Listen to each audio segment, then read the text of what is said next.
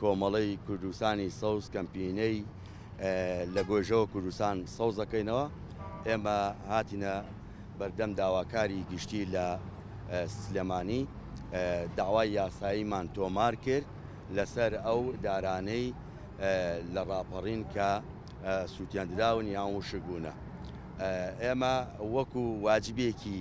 سەرشانی خۆمان وەکو ئەوەی کە ئێمە لە بواری ژینگەیە کارەکەین، ئێمە لە هەر شوێنێک کارەساتێکی ژینگەی ڕۆبدا یان دار و دارستانەکان بسووتێندرێ، ئێمە هەڵوێستی خۆمانە بێ. بەداخەوە جارێکی کە سووتانێکی کە لە ناوبردنێکی سەوزایی تر لە شاری سلێمانی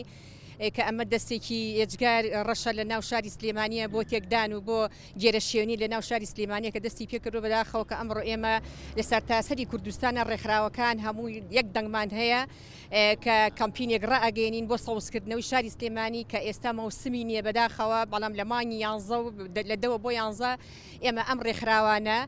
هەڵەسین بە سەوزکردنی هەموو ئەو شوێنانەی کە ئەو دەستە ڕەشە بۆ لە ناوبردنی سەوزایەکانی شاری سلێمانی